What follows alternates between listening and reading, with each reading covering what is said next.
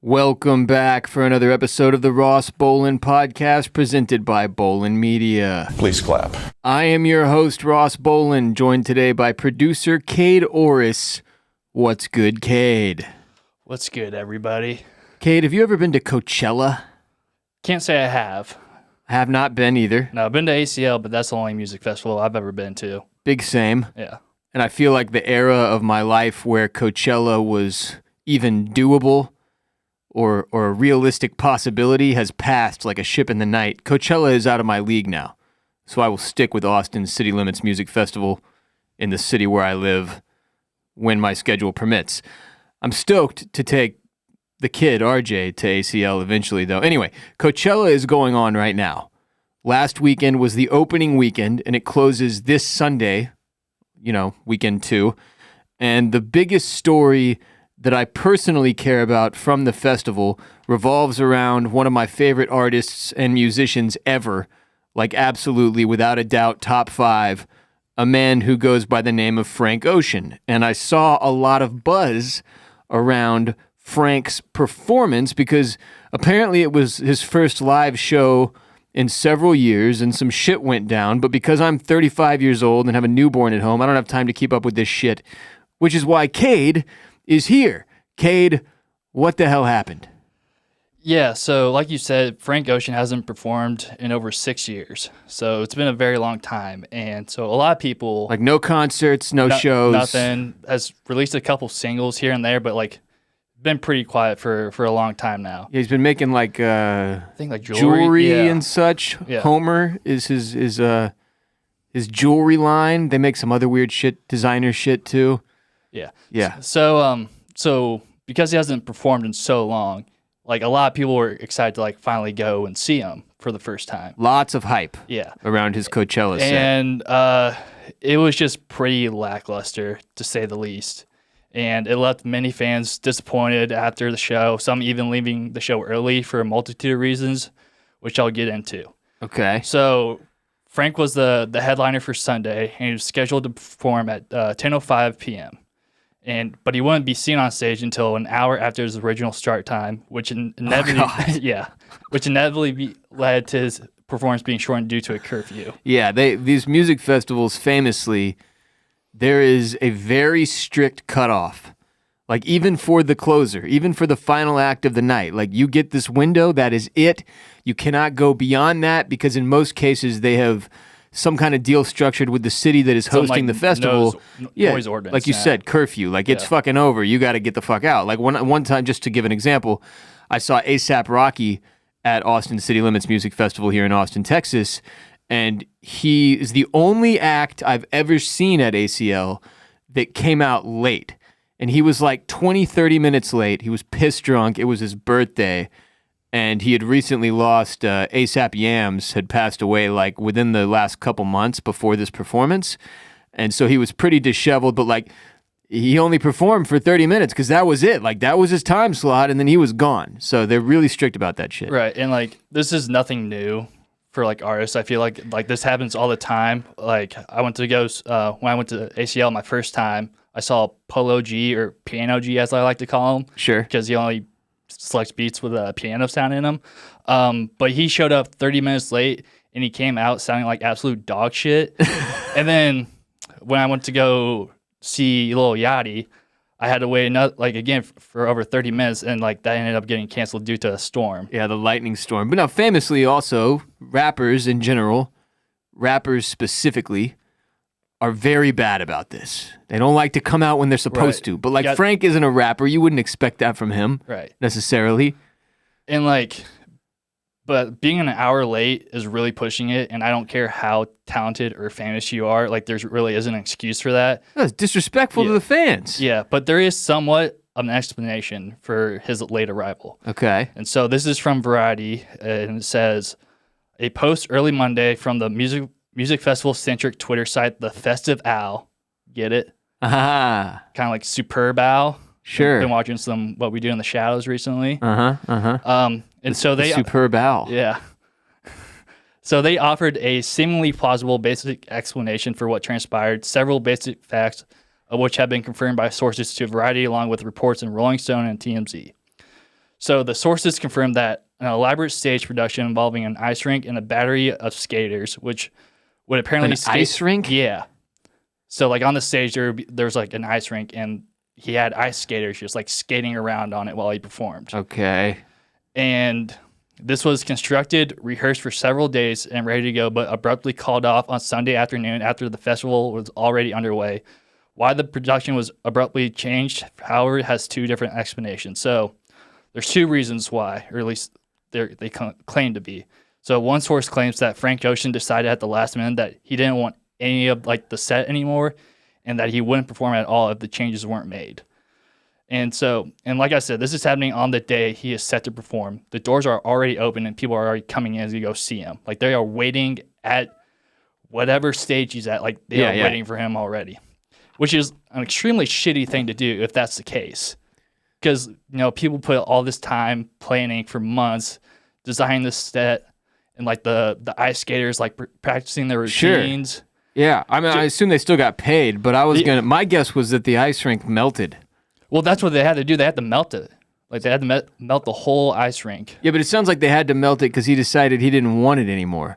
Well, that's one reason why. One potential reason, okay. And then the other reason was that, and this report comes from TMZ and Rolling Stone, they said he sustained an ankle injury during the week while riding a bike around the site. Okay. And which led to a doctor strongly advising Frank to switch up his production.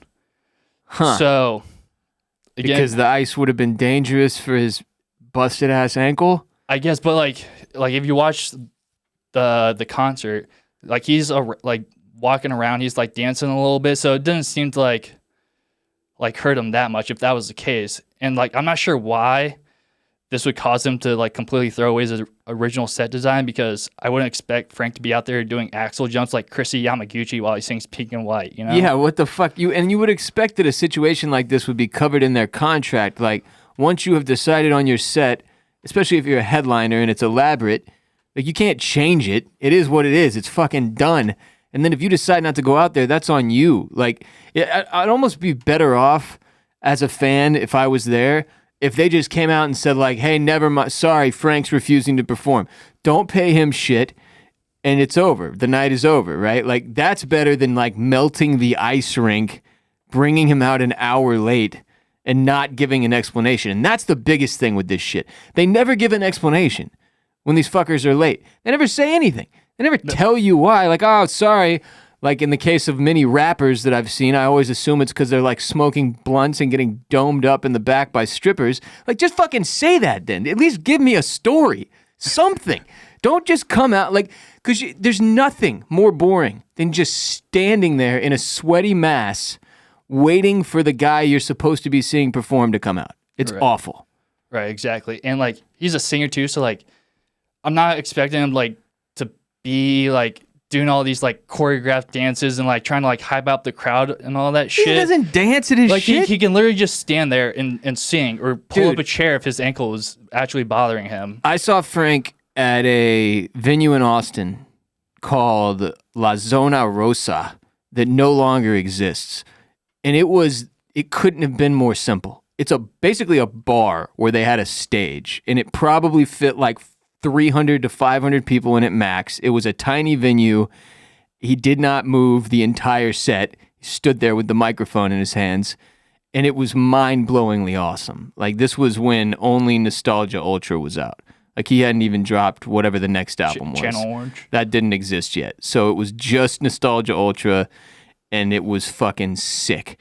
So, like, the fact that this performance got ruined for all these people because he tried to go too elaborate with it, that sucks. Yeah. That sucks. And 2 Chainz notoriously went on a full tour performing in a pink wheelchair after breaking his leg 11 days before. Yeah. So I feel like Frank could perform one night for an hour and a half on a bad ankle. Was that like Pretty Girls Like Trap music? Yeah. He did like the full tour like in a pink wheelchair. Yeah. So, and also if it happened during the week, like why wait until the day of to like make these changes? Like that should have been like... Yeah, I don't know. I mean, what makes now that I'm thinking it through, it's like, okay, Coachella is the one music festival in the United States in terms of mainstream festivals that everyone is aware of that I would kind of expect the headliner to have some sort of elaborate, crazy fucking show, right? With something like, you know, an ice rink and ice skaters or whatever. But it isn't necessary, so I don't really understand. Like, and he doesn't strike me as the type of dude that would be that disrespectful to his audience, so who knows, man? I mean, and again, that's the part of this that really bums me out, is that, like, we'll never get the full story. No, like, we'll never find out exactly what happened, because it would make somebody look bad, and there's too much money on the line and too many potential lawsuits, so, you know, you just have to go off, like, rumors and hearsay, basically. Yeah, and so, like, I mean, maybe, like, the people there, they didn't care to wait that extra hour or whatever, because it's pretty small in comparison to waiting over 6 years to see him perform for the first time. Yeah, but even when they come out, like, it's like, you better be mind-blowing then, right, if you're that late. And so, yeah, let me get into the actual performance, because after the hour wait, he finally comes on stage and he performs 2011 single Novocaine. Okay. And in total, 24 songs were played during his 1 hour and 20-minute set. That includes songs like Nights, Bad Religion, Solo, Nikes, White Ferrari, which on paper sounds like a pretty good set list. But for most of the time, it was him singing shortened or altered versions of some of its hit songs, followed by long pauses in between songs. And at certain points, he wasn't even singing at all. He was just like walking around the stage, just like kind of vibing out. What the fuck? Yeah, so not ideal. And then,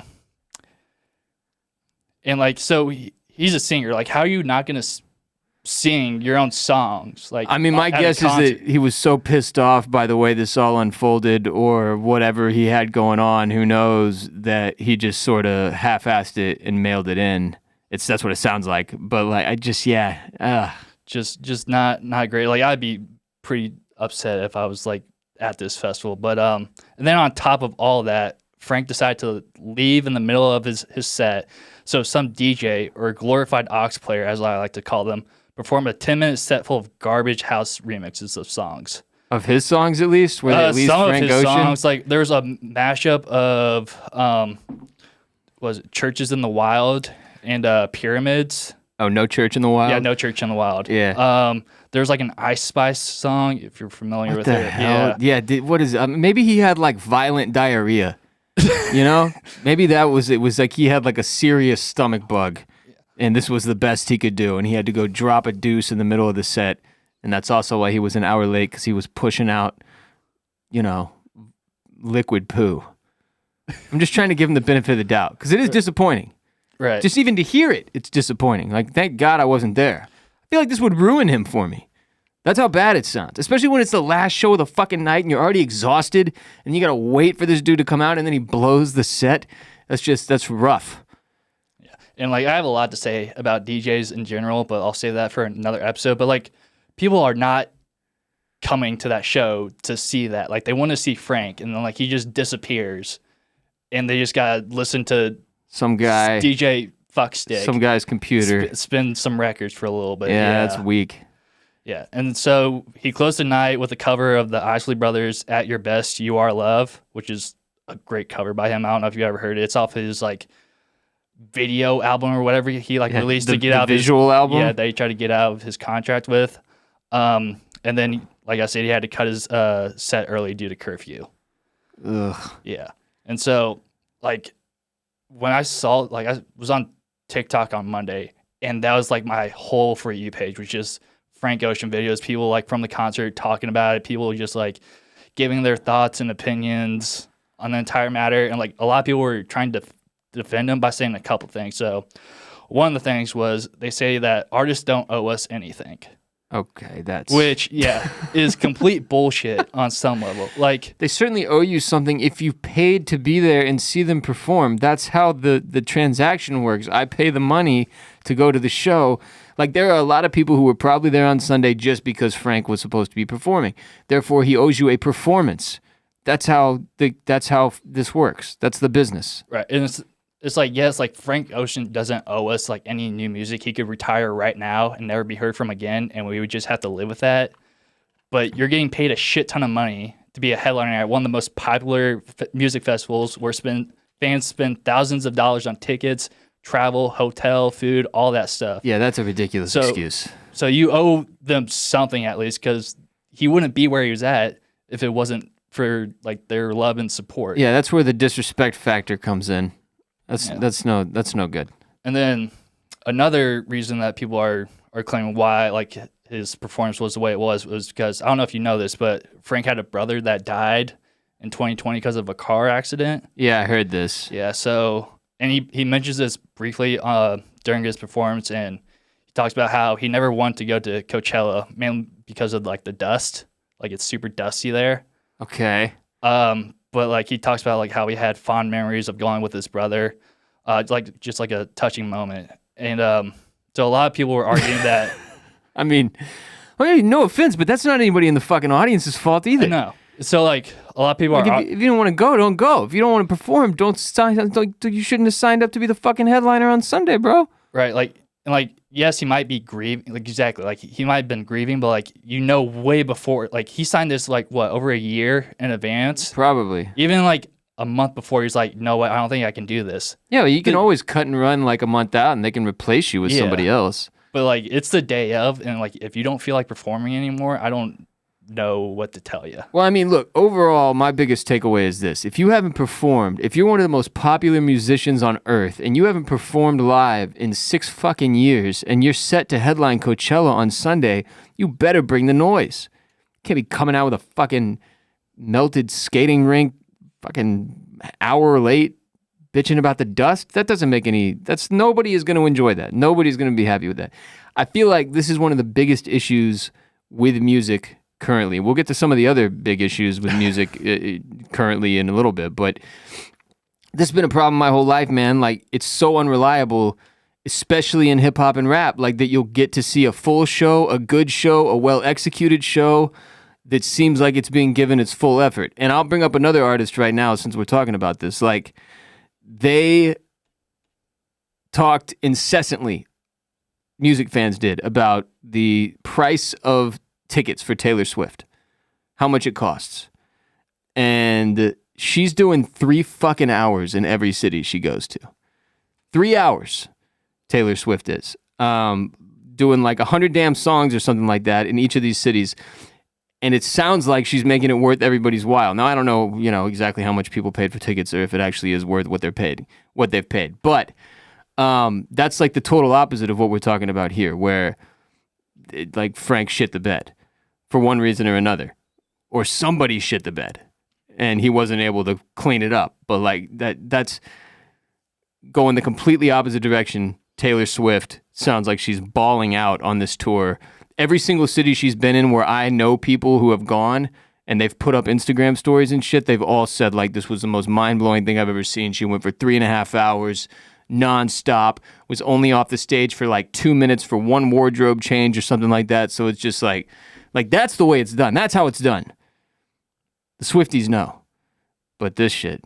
But yeah, at the end of the day, I love Frank Ocean and his music, and I really don't give a shit if he gave a whack performance at Coachella.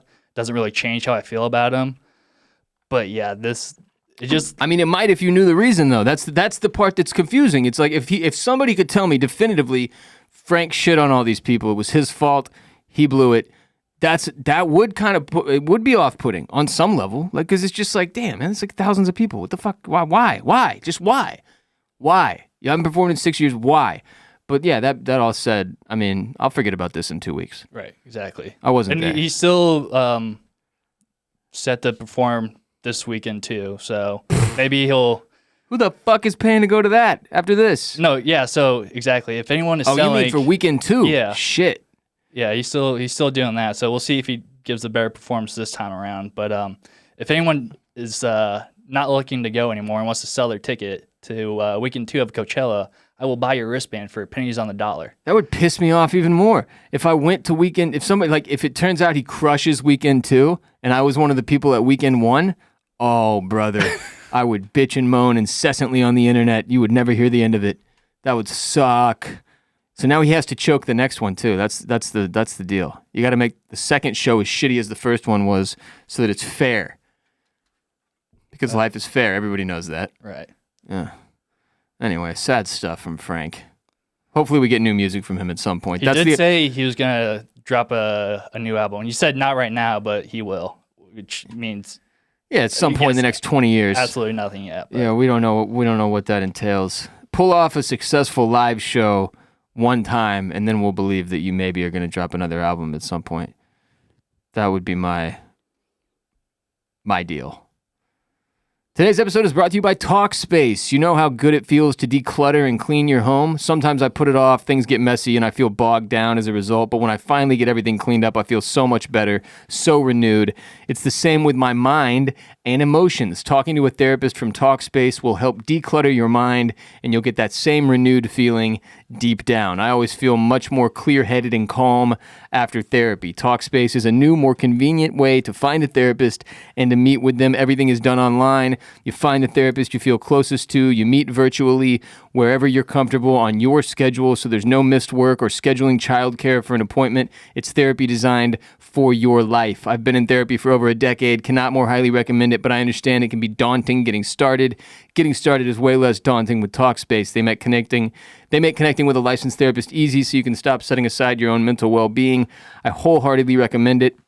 You can sign up online, get a personalized match with a provider that's right for you, typically within 48 hours. Then you can text, video, or send messages to your therapist, so it's incredibly convenient to have virtual sessions from the comfort of your home. If you're looking to renew and rejuvenate your life, look to Talkspace. And now get $100 off your first month when you go to Talkspace.com/RBP to match with your dedicated therapist today. Go to Talkspace.com/RBP now to get $100 off. That's Talkspace.com/RBP. So let's just stay on the topic of music for a little longer, Kade. Have you heard the new song from Drake and The Weeknd? I've heard the snippet of it, but I mean, we'll get into it. I'm not a fan of it, and like we'll know What do you mean why. a snippet? Like on TikTok?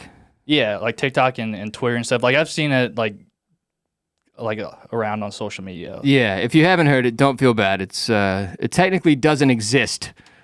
Those of you who support our show on Patreon, you may remember a few months back when Jared and Jeff Borislow were on an episode with me, and they bombarded me with personal voicemails allegedly left for me by Ted Cruz, Tucker Carlson, Joe Buck, and of course Drake, that they had created with artificial intelligence. Like it sounded like their voice or whatever in some cases. It was choppy. In a few short months, that technology has been furthered so much that people are creating completely new songs with artists' voice without their permission. Like, you can go hear Kanye West sing Ice Spice's Munch if you want to, for whatever, if that's a thing that would strike your fancy. But it was created entirely by AI. Kanye did not sing that song. There's a shitload of Drake songs.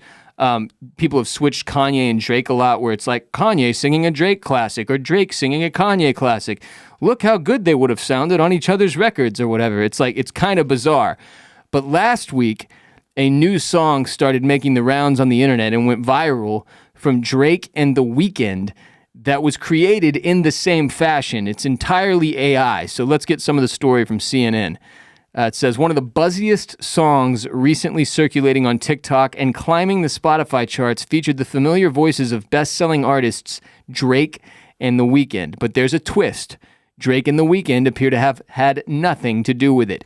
The viral track, Heart on My Sleeve, comes from an anonymous TikTok user named Ghostwriter977, who claims to have used artificial intelligence to generate the voices of Drake and The Weeknd for the track. Quote, I was a ghostwriter for years and got paid close to nothing just for major labels to profit. Ghostwriter977 wrote in the video comments. He said, also, the future is here. Heart on My Sleeve racked up more than 11 million views across several videos in just a few days and was streamed on Spotify hundreds of thousands of times. The original TikTok video has seemingly been taken down, and the song has since been removed from streaming services including YouTube, Apple Music, and Spotify. The exact origin of the song remains unclear, and some have suggested it could be a publicity stunt, but the stunning traction for Heart on My Sleeve may only add to the anxiety inside the music industry as it goes on an offensive against the possible threat posed by a new crop of increasingly powerful AI tools on the market. So I think the music industry might be utterly fucked. And the funny thing is, yesterday I was on Twitter and saw Meek Mill put out like a link to the YouTube video to this song. He was like basically like, damn, this goes. He was like hyping it up a little bit. Can't wait to get you guys back in the studio together. And it's like, dude, what? I was blown away. I was like, if I was a musician, if I was an artist and another artist was spreading around a fake AI fucking usage of my likeness and my voice, I would be extremely pissed off about that. And maybe that's why he did it. Maybe he was shitting on Drake a little bit there. I don't actually know. Meek kind of seems like a dumbass. But I heard the song in full. I saw it on YouTube. A YouTube link hit my desk, and I clicked on it and listened to the whole song. And first of all, to the trained ear, you know this is not Drake and The Weeknd. All right? Yes, it sounds like them. It's not that it doesn't sound like them, but it sounds like them in the same way that like a really good Drake impersonator could sound like Drake. You know what I'm saying? Like, you know it's not the real deal, but it sounds like him. Secondly, the lyrics are just like, you know, there are a few bars here and there where I'm like, yes, I could see Drake saying that 100%. Then there are other ones where I'm like, okay, no, that's just, come on. Like somebody else wrote this shit and plugged it into the AI machine. The more noticeable fake verse is from The Weeknd, where it's just like, you can't replicate that dude's voice well enough yet. Now, but the point is this, it's so, like, if you're an idiot or like you don't listen to a ton of Drake or The Weeknd, you would not know the difference at all, probably. So like they're getting to the point where this has developed so much over the course of even just a few months, where it was like we were just at this place where Jared and Jeff were making Drake voicemails that you could definitely tell were not real, not even close.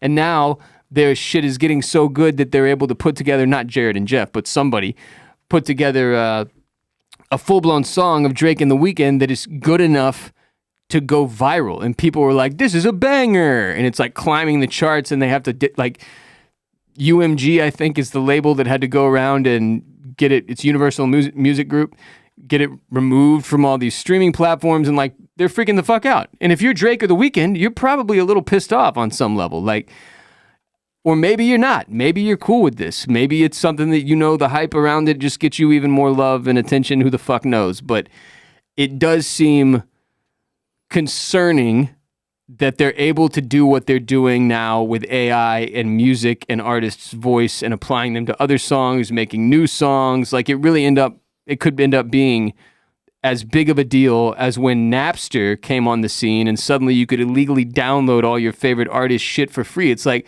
do we even need a new Drake album if some dude can just crank out a new Drake album without Drake ever even sitting in the studio? Like I've joked before that eventually we'll be able to make this podcast entirely using AI. Like have ChatGPT write the episode, use the voice AI shit to quote unquote record the entire thing. Like I won't even have to work. Like for all you know, if you're listening right now, this entire episode is AI produced and I never even sat in front of a microphone. And if you're like, well, Ross, I'm watching on youtube.com/@the_Ross_Bolen podcast and I can see you talking. Maybe this is a deep fake and I'm not even really here. Could you really tell the difference? Technology is getting really, really weird. Like I have no idea what is going to happen, but I do know for sure at this point, a shitload of people are going to be out of a job as this stuff develops even further. And I just hope I'm not one of them. I saw a lawyer yesterday on Twitter did a thread that was like, I'm a lawyer who's leveraging AI tools to make my job easier. And like essentially he's cutting out a ton of his work by just like like somebody needs a new contract. He plugs in who the person is, what the contract is for, and what he wants it to stipulate, and bam, it spits out the contract.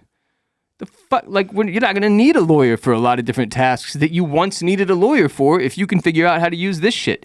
And this is early days, man. Think about 5 years, 10 years from now. Right, this is all pretty brand new still. Very much so. And like we're starting to use AI ourselves actually for like video editing. That's true. Yeah, we just started like this AI process that like cuts our it automatically cuts the cameras so that like if I'm talking, the camera goes to me, and then when Kade says something, the camera goes to him, and it saves us a ton of time, like fucking hour of work basically, for every single one of these podcasts that we make. So there's shit like that I'm not saying it won't be really, really productive in some ways, but there are other ways where like I feel like industries are going to be massively, massively impacted by this.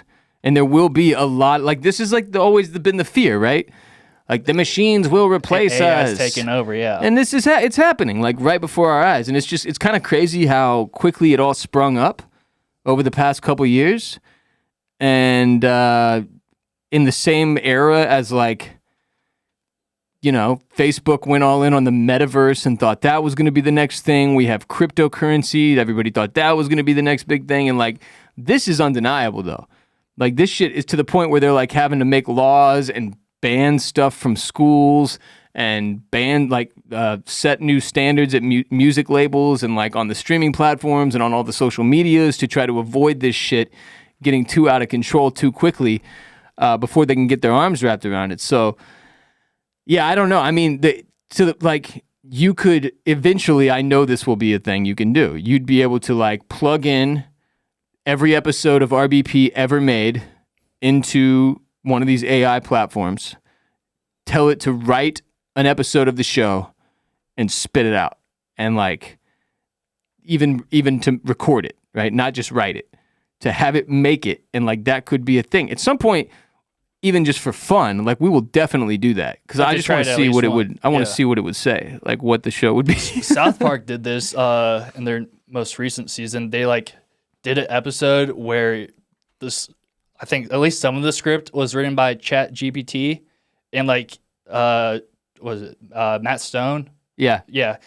So like the writers, it credited Chat GPT as one of the writers on No it. shit. Yeah. So, and just to go back to the song, like it's like you said, it's not that very good. No, it's not great. And so I don't understand like why it like blew up. I mean, I guess just because like it's Drake and The Weeknd, but like I feel like anyone can tell that's not them. Even if it didn't say like, even if you didn't like know that it was like AI, like you could tell something was off with it. And like they wouldn't. I don't know though, man. Like to the layman that doesn't really give a shit, doesn't listen to a ton of music, like it was definitely good enough. It was passing.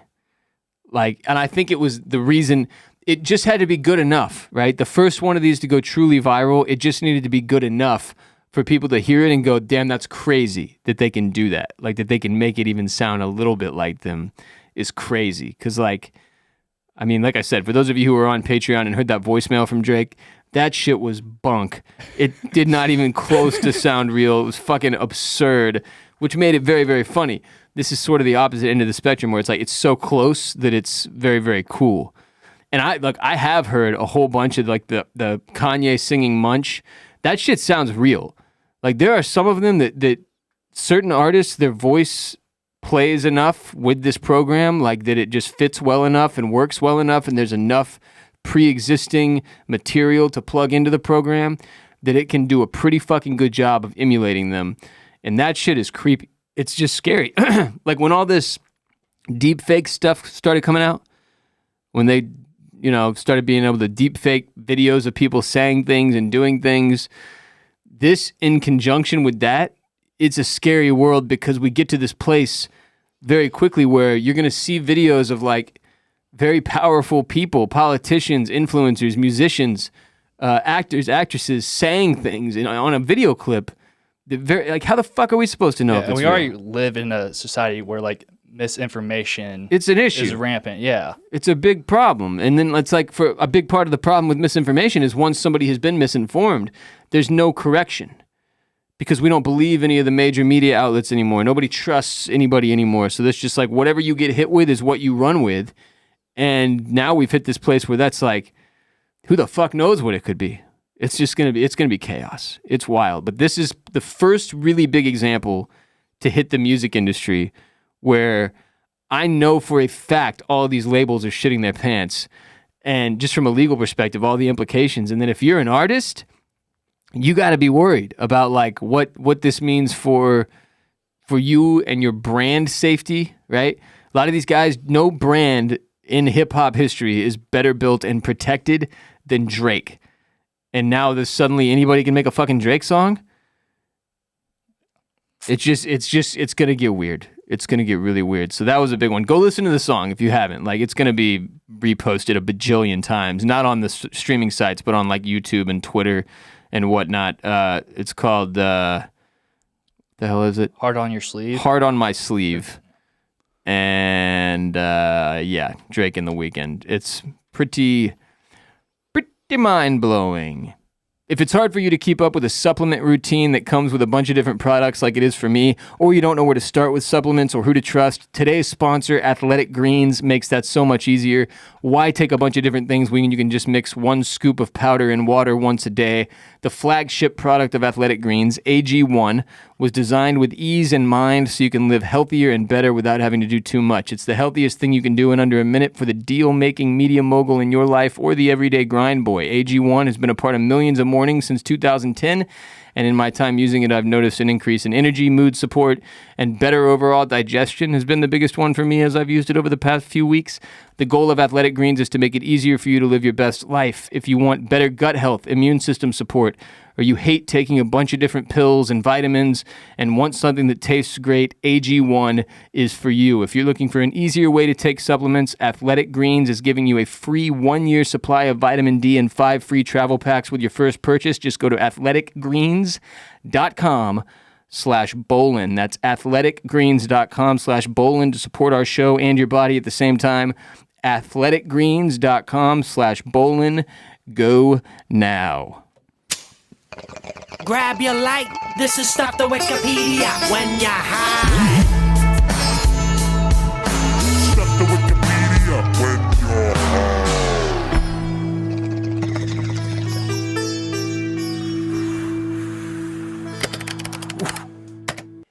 Today's Stuff the Wikipedia when you're high is Benny Binion. Lester Ben Binion, better known as Benny Binion, was an American gambling icon, career criminal, and convicted murderer who established illegal gambling operations in the Dallas-Fort Worth, Texas area. Benny Binion was born and raised in Pilot Grove, Texas, which is north of Dallas. I've never heard of it.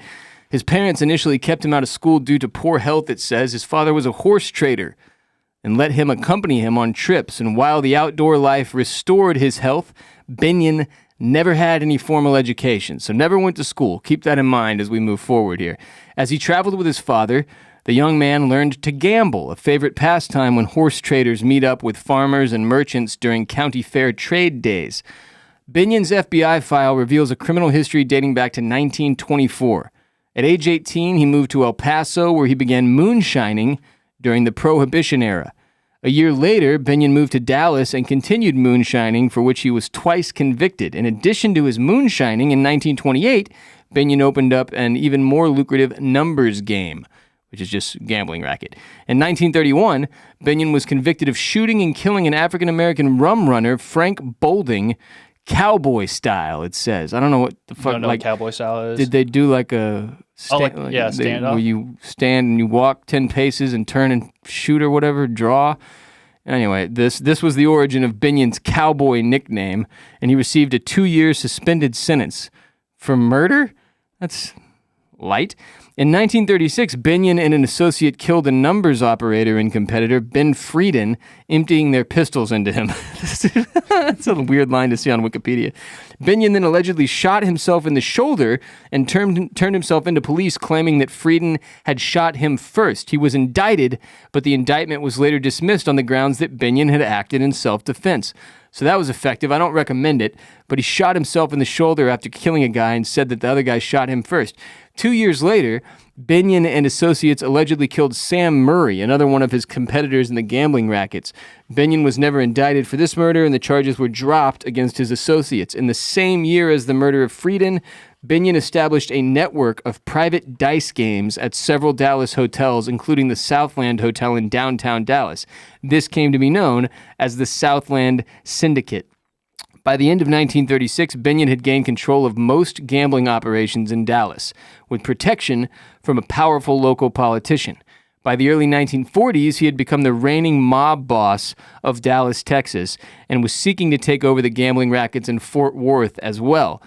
Well, that's when the local mob boss of Fort Worth, Lewis Tyndall, was murdered, and shortly afterwards, obviously, that made it easier for Binion to move in. With the 1946 election of Steve Guthrie as sheriff of Dallas County, Binion lost his political protection within the local government and fled to Las Vegas, Nevada.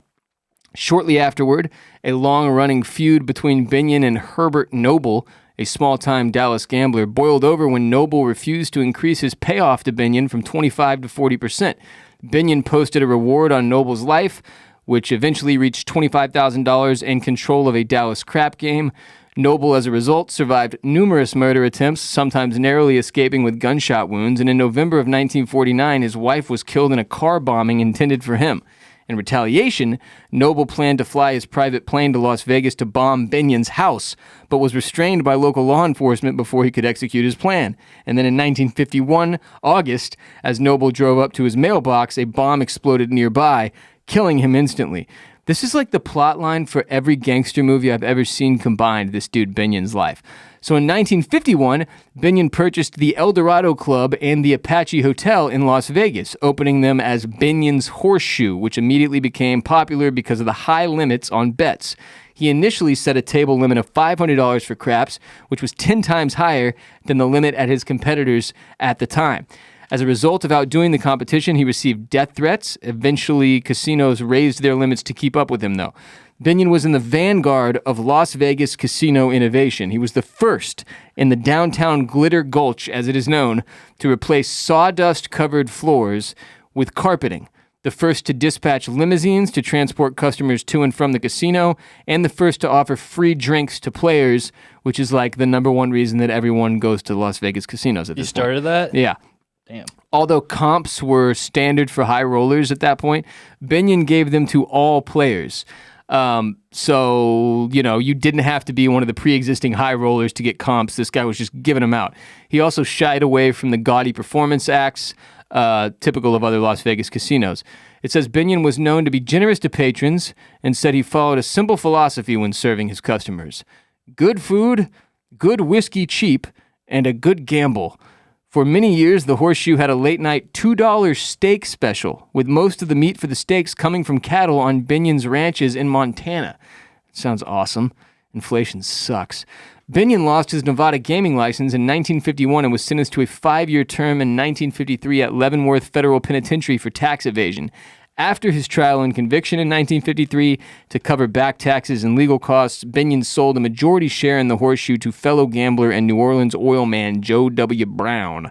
Binion's family regained controlling interest in the Horseshoe in 1957, but did not regain full control until 1964. He was never allowed to hold a gaming license after his conviction. Instead, his son Jack became the licensee, with Benny assuming the title of Director of Public Relations, which is literally a plot straight from the movie Casino, Martin Scorsese, and Robert De Niro.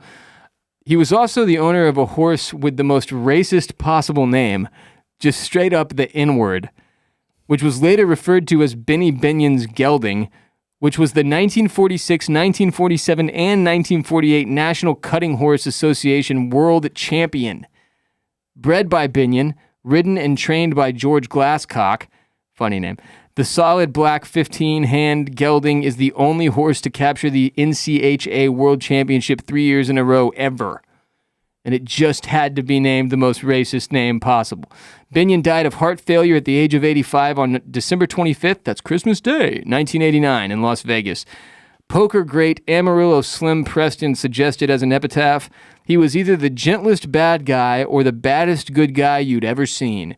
He was posthumously inducted into the Poker Hall of Fame in 1990. Apparently, one of the rumors about this guy is that he ran all these incredibly exclusive high-stakes poker games that he would invite like all the highest rollers and biggest celebrities and politicians to come play in, and sort of built up the underground culture of poker, particularly Texas Hold'em, within Las Vegas and Dallas.